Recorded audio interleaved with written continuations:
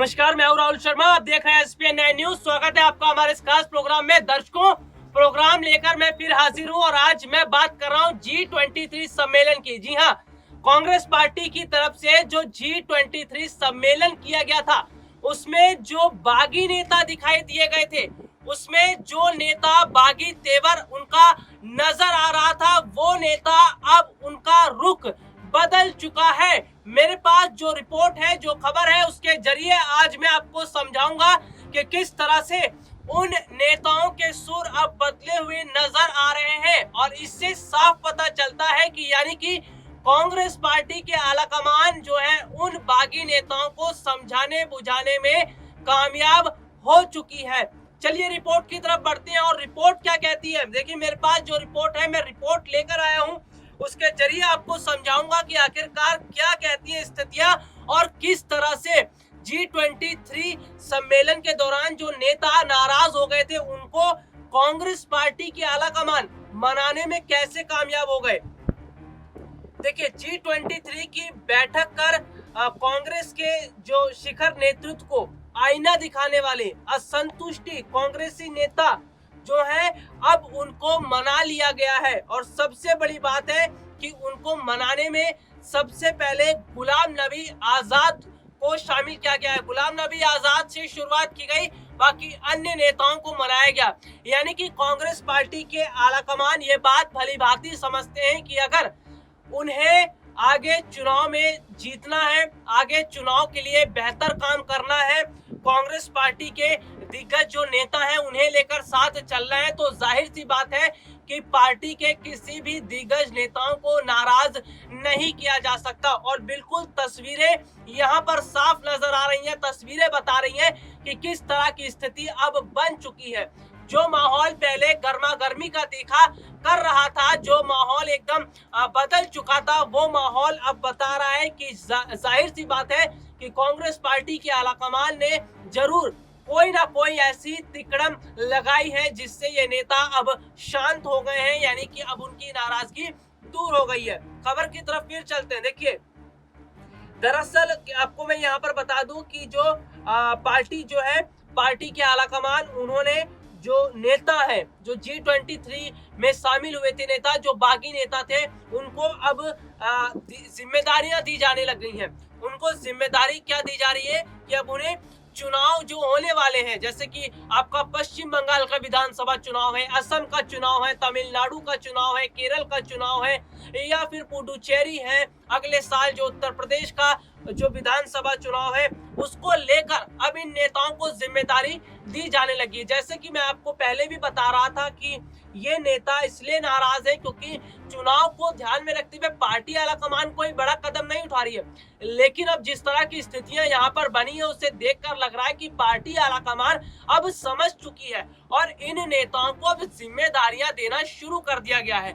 इनको इनके कंधे पर जो चुनाव की कमान है वो दी जाने लगी है और इनको उतार दिया गया है चुनाव में पार्टी के प्रचार प्रसार के लिए। तो यहाँ पर जाहिर सी बात है कि कांग्रेस पार्टी के आलाकमान जो ये बात अच्छी तरह से जानते हैं कि अगर उनके पास से ये जो नेता थे, ये नेता अगर चले जाएंगे तो उनके लिए मुश्किलों का सामना करना पड़ेगा, उनको बड़ी तकलीफों का सामना करना पड़ेगा। और गौर करने वाली बात तो देखिए यहाँ पर यह भी है कि जिस तरह की स्थितियां फिलहाल अभी बनी हुई थी कांग्रेस पार्टी के अंदर, ये चीजें बता रही थी कि कहीं ना कहीं अगर G23 के ये नेता कांग्रेस से अलग हो जाते हैं तो कांग्रेस के लिए आने वाले समय में कितनी बड़ी मुश्किलें होगी। लेकिन हाल फिलहाल में कांग्रेस पार्टी के आलाकमान इन नेताओं को समझाने बुझाने में कामयाब हो गए हैं और ऐसे में अब इन नेताओं को जिम्मेदारी दी जा रही है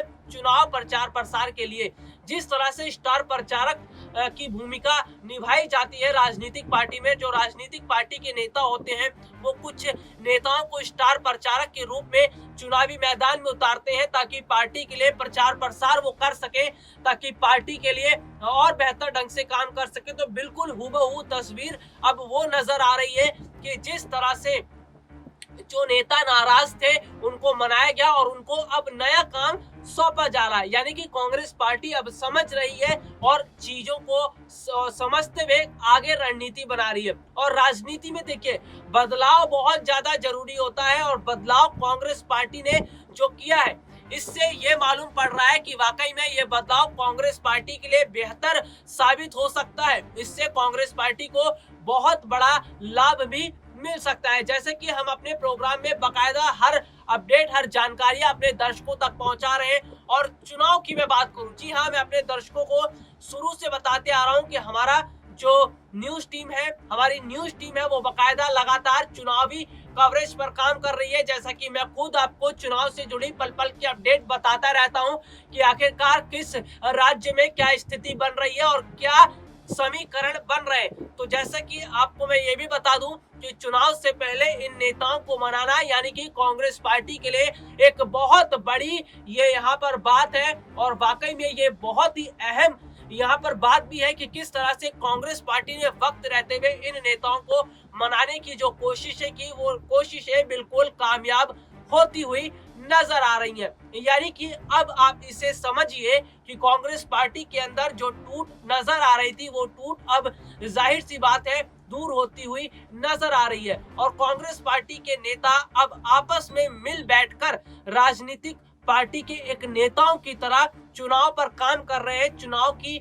जो टीम बनाई जाती है उसके लिए बकायदा काम किया जा रहा है और पार्टी का प्रचार प्रसार कर रहे हैं। तो ये चीजें अपने आप में बहुत ज्यादा मायने रखती हैं कि चुनाव से पहले इतने बड़े बड़े नेताओं को, जिनमें कपिल सिब्बल थे, जैसे कि गुलाम नबी आजाद, राज बब्बर और बाकी अन्य नेताओं का नाम मैं ले चुका हूं जो नाराज बताए जा रहे थे, अब उनको उनकी नाराजगी को दूर करते हुए आनंद शर्मा की मैं बात कर लेता हूं कि आनंद शर्मा ने जिस तरह से ये बोला था पश्चिम बंगाल चुनाव में कांग्रेस और आईएसएफ के गठबंधन को लेकर, तो जिस तरह से कांग्रेस पार्टी एकदम बिखरी हुई लग रही थी, जिस तरह से कांग्रेस पार्टी एकदम ऐसा लग रहा था कि पार्टी में कोई रूल ही नहीं है, ऐसा लग रहा था कि पार्टी में कोई एक कड़ी नहीं है, कोई एक चेन नहीं है। लेकिन उस चेन को बनाने की कोशिश की गई है पार्टी आलाकमान की तरफ से, और पार्टी आलाकमान ने जो कोशिश की है उनकी कोशिशें कामयाब होती हुई नजर भी आ रही है। तो जैसा कि मैं आपको बता दूं कि फिलहाल यानी कि सोनिया गांधी जो है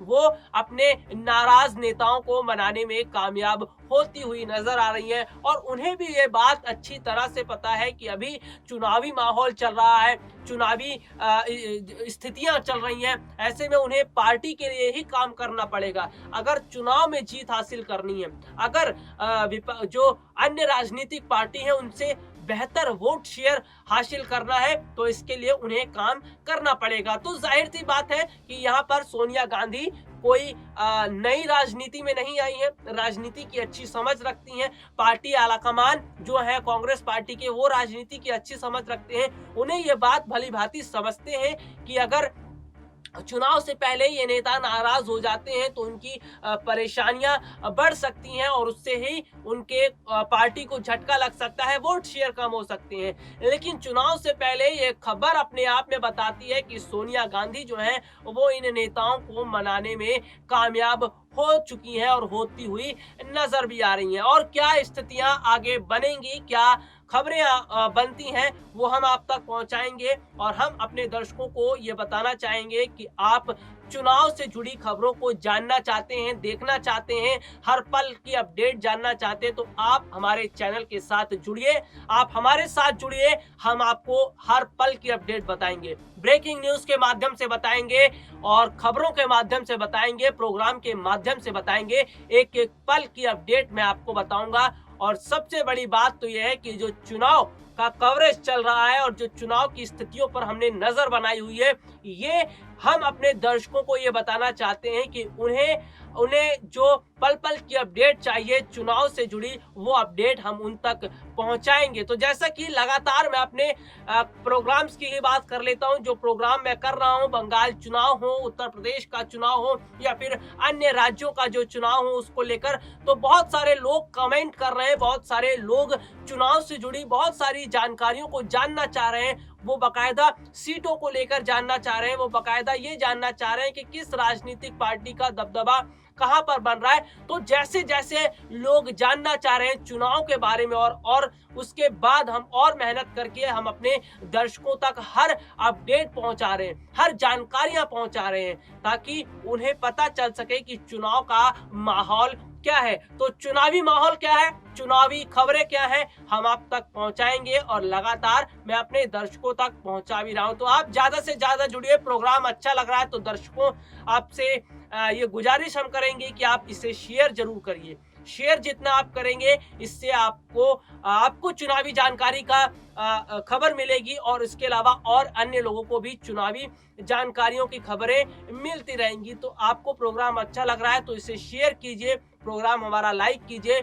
और अपना कमेंट जरूर कीजिए। जी हाँ, कमेंट करके आप हमें ये बताइए कि आपको चुनाव से जुड़ी और क्या जानकारियां जाननी है और क्या आप स्थितियों को जानना चाहते हैं, उसके बारे में हम आपको बताएंगे। फिलहाल तो हम, जैसे कि मैं आपको बता दूं कि बंगाल जो चुनाव है उसकी सीटों को लेकर मैं बहुत पहले प्रोग्राम कर चुका हूं और बाकायदा हम सीटों को लेकर मैं काम भी कर रहा हूं। तो ये हमारी जानकारियां हैं जो हम अपने दर्शकों तक पहुंचा रहे हैं और दर्शक जिस तरह से हमारे साथ लगातार जुड़ते रहेंगे, लगातार हमारे साथ जुड़ेंगे और हम उसी तरह की जानकारियां उन तक पहुंचाते रहेंगे। तो SPN 9 न्यूज आपको हर पल की अपडेट देगा, चुनावी खबरों की जानकारियां देगा, ब्रेकिंग न्यूज के माध्यम से हम आपको अपडेट करेंगे। तो आप हमारे साथ जुड़िए। और जैसा कि मैं बात ही कर रहा था, G23 जो नेता नाराज बताए जा रहे थे, G23 में जो शामिल थे नेता, उनकी नाराजगी कांग्रेस पार्टी द्वारा अब दूर की जा रही है और अब ध्यान केंद्रित किया जा रहा है चुनाव की तरफ। यानी कि चुनाव बहुत ज्यादा अहमियत रख रहा है सभी राजनीतिक पार्टियों के लिए, खास तौर पर कांग्रेस पार्टी के लिए, क्योंकि कांग्रेस पार्टी की स्थिति फिलहाल देश की मैं बात करूं तो बहुत कम स्टेट ऐसे हैं, बहुत कम राज्य ऐसे हैं जहां पर कांग्रेस की सरकार होगी। तो ऐसे में कांग्रेस इस पूरी कोशिश में है कि जो एक समय हुआ करता था उनका, पूरे देश में उनकी पार्टी हुआ करती थी, तो वो कोशिश अब कांग्रेस पार्टी की तरफ से की जा रही है। कांग्रेस पार्टी अब ये कोशिश कर रही है कि अपने नेताओं को, जो नाराज नेता है, उनको मनाया जाए, उनको काम सौंपा जाए, चुनाव का प्रचार प्रसार कैसे करना है इसकी जिम्मेदारी दी जाए। और बाकायदा राहुल और प्रियंका, इन्होंने तो मोर्चा संभाल ही लिया है। जैसे कि मैं आपको बता दूं कि प्रियंका गांधी ने फिलहाल उत्तर प्रदेश का मोर्चा संभाला है। उत्तर प्रदेश में वो हर वोटर्स को लुभाने में लगी हैं, लेकिन खास तौर पर उनकी नजर ब्राह्मण वोटर्स पर है, हिंदू वोटर्स पर है, क्योंकि जिस तरह से तस्वीरें भी लगातार सामने आई थी कि प्रयागराज में उन्होंने डुबकी लगाई थी, मंदिर में माथा टेका था, और उसके बाद की अगर मैं बात कर लेता हूं तो कुछ ऐसा ही अंदाज राहुल गांधी का भी देखने को मिल रहा है। तो यानी कि जो कांग्रेस पार्टी की कमान है वो राहुल और प्रियंका दोनों ने अपने हाथों में ले ली है। लेकिन सबसे बड़ी बात तो यह है कि अगर इनके मौजूदगी में कांग्रेस के नेता नाराज रहेंगे तो ऐसी स्थितियां बनेंगी कि कांग्रेस को मुश्किलों का सामना करना पड़ सकता है। तो इसी बात को ध्यान में रखते हुए राहुल और प्रियंका की मेहनत जो है वो ज्यादा खराब ना हो, इसी बात को ध्यान में रखते हुए कांग्रेस पार्टी के आलाकमान कांग्रेसी नेताओं की नाराजगी को दूर करने में लगे हैं और काफी हद तक दूर हो भी चुकी है। तो फिलहाल की स्थितियां जो बनी है वो तो ये है कि कांग्रेस पार्टी में सब कुछ अभी